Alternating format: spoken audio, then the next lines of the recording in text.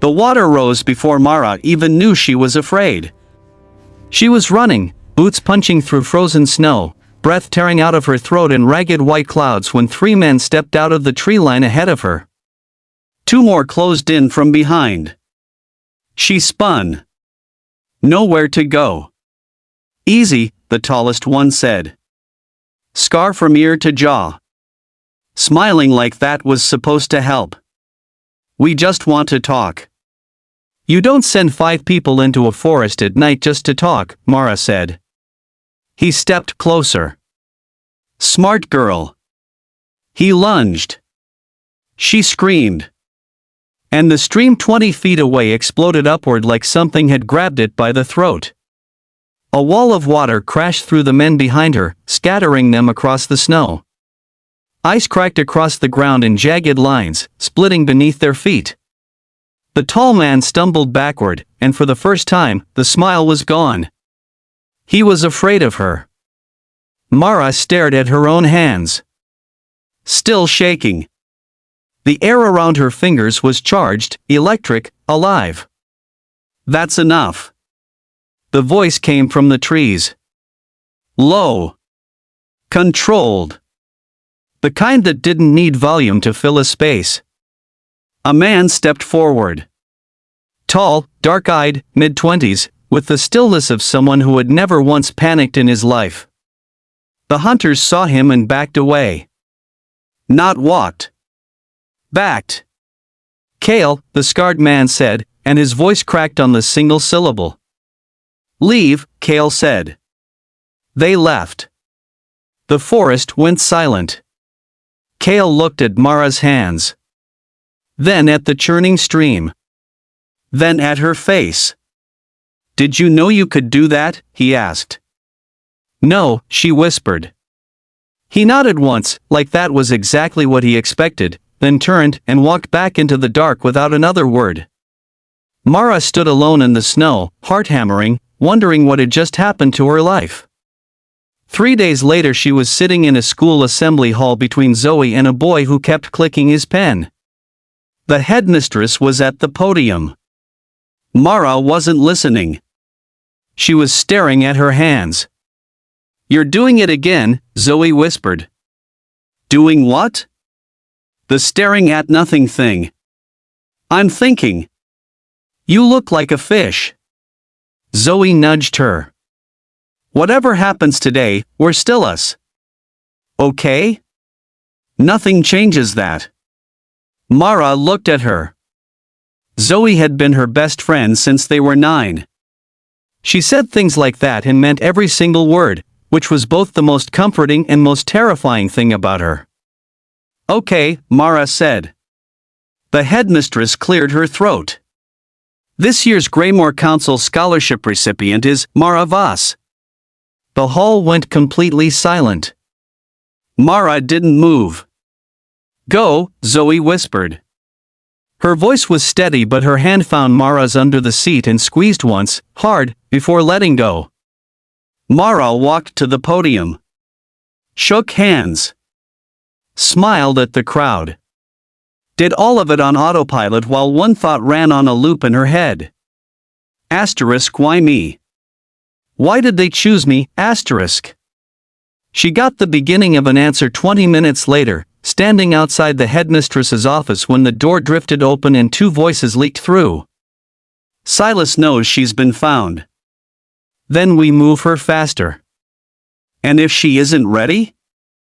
A pause that lasted too long. She doesn't need to be ready. She just needs to arrive. The door clicked shut. Mara pressed herself against the wall. Silas, the name settled in her chest like a stone dropped in cold water. She didn't know who that was. But the way they said it, quiet, careful, the way you name something dangerous, told her she needed to find out fast.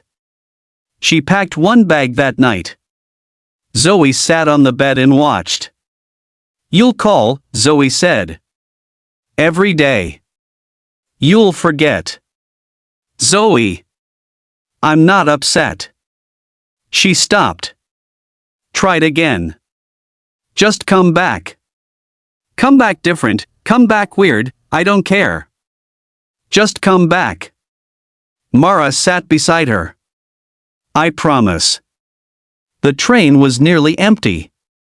Mara stared at her hands the whole ride while white countryside blurred past the window. At the mountain station, a man leaned against a truck with the engine running. Weathered face, scar across one knuckle, eyes that had already made a judgment about her before she reached him. You're smaller than I expected, he said. You're ruder than I expected, she said. He almost smiled. Rowan. I'll take you up. 40 minutes of mountain road in silence. Then, without looking at her, Rowan said, Don't trust Brennan. Who's Brennan? You'll know him. Why shouldn't I trust him?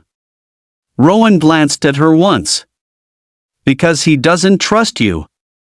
The truck rounded a bend and there it was, Greymoor, carved into the mountainside like it had grown there, stone walls and narrow windows and a gate that looked like it had never once in its life been left open. Mara exhaled. Welcome to Greymoor, Rowan said flatly. Brennan was waiting inside. Lean, sharp, coiled stillness. He looked at Mara like something that had been left on his doorstep. The scholarship girl, he said. Mara. My name is Mara. I know your name. He turned and walked. Keep up. He led her through stone corridors, talking without stopping, making every sentence sound like a warning. Training at dawn, east corridor off limits, schedule on the door, until Mara said, Why am I really here? Brennan stopped. Turned slowly. That's not my answer to give. Then whose? The far doors opened. Cael walked through them. Mara went still. He crossed the corridor like the floor belonged to him, stopped a few feet away, and looked at her with an expression she hadn't expected. Not cold. Not commanding. Something that looked almost like relief. You're safe, he said. I was mostly fine, she said. The forest thing was, I don't know what that was. I do. He paused. You're an elemental, Mara. Water. One of only 4 in the world. He said it plainly, no drama, handing her the fact and trusting her to hold it. There is a fire elemental working with a man named Silas who has been tracking you. You're here because Greymoor weakens fire, the altitude, the cold, the water running through the rock itself. She stared at him. And what am I supposed to do? Train. Prepare. And then? And then, he said quietly, we stop him. She wanted to argue. She wanted to say she hadn't agreed to any of this, that a week ago she was failing geography and eating cereal for dinner. But the water had risen in that forest before she even thought to be afraid. The ordinary life was already behind her. She had known it the moment she saw her own hands shaking in the snow. You said you know what I am, she said. Is that all you know? Something moved in his face. Just enough. No, he said. It's not all. Morning came cold and unforgiving. The training field was open frost-covered ground, and the instructor, a stocky woman named Dara who communicated in disappointment, ran Mara and Rowan until Mara's legs stopped feeling like legs. Again, Dara said. I've done it 12 times, Mara said. 13 is luckier. Rowan caught her eye and mouth. Just do it, she did it. Afterward, sitting against the wall catching her breath, Rowan said, You hold back. I was tired. Not in the drills. Your power. Every time it starts to rise you pull it back down. She said nothing. You're going to need it, he said. Silas doesn't hold back. That afternoon she heard Kit before she saw him. A small voice, tight with misery, around the corner of the courtyard. 7 years old and slight as a reed, being spoken to by a woman named Vera in a tone that had no business being used on a child. You are an embarrassment. Stand up straight. Stop sniffling. Something moved in Mara's chest. Fast and hot and not entirely in her control. The air dropped. The puddles on the stone filmed over with ice. Vera stumbled back. Kit looked up, eyes wide. He's 7, Mara said. Very quietly. Walk away. Vera walked away. Kit stared at her for 1 full second. Then he broke into the widest, most unbothered grin. That was brilliant, he said. She almost laughed. She didn't, because Cael was standing across the courtyard, watching her. Not alarmed. Not angry. He looked like a man watching something inevitable finally begin.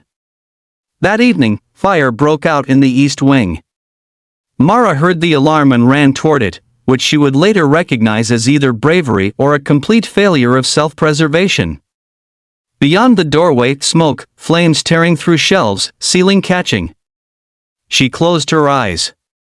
Found the pipe inside the wall. Pulled.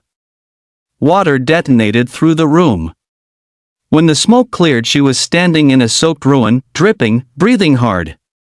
And in the silence behind her, 2 voices she didn't recognize. Silas moves at the new moon. Everything is in position. She spun around. Empty corridor. By morning, the science instructor's room was cleared out. He was gone like he had never existed. Rowan found her at the mountain lake at dusk, staring at the water. You heard them, he said. Yes. Then you know we're out of time. She looked at the lake. Raised her hand. The surface rose in a perfect column, still and silent, catching the dying light, then she let it fall. How long? She asked. The new moon is in 2 days. She nodded slowly. And then Cael's footsteps stopped at the water's edge behind her. She didn't turn around. I'm not hiding, she said. I know, he said. And I'm not waiting while everyone else fights. A pause. I know that too. She turned. He was watching her with that same look, like he'd already seen how this story ended and had made peace with every word of it. Brennan came back from the border an hour ago, he said quietly. Wounded. Silas's forces have already begun moving. Her breath caught. Then it's already started. The outer edges. Not the fortress. Not yet. He stepped closer. Mara. You don't have to do this alone. That is the one thing I need you to hear. She looked at him, really looked, past the authority and the composure and everything the alpha was supposed to be, and saw a man who was afraid. Not of the battle. Of losing her in it. Then don't let me, she said. The Greymoor bell rang. Once. Twice. 3 times. Brennan's voice cut across the courtyard below, stripped of everything except urgency. They've crossed the outer boundary. The lake behind Mara surged. She hadn't touched it. It rose on its own, dark water lifting against the last mountain light, answering her, choosing her, the way it always had, the way it always would. She felt the cold run from her feet to her fingertips. Felt the currents settle in her bones like something coming home. She looked at Cael one last time. He gave her a single nod. And together, they walked toward the gate. The tide was done waiting. That's the last tide. If this story gripped you, hit the like button right now and subscribe so you never miss the next story. Drop a comment below, tell us, do you think Mara is ready? We read every single one.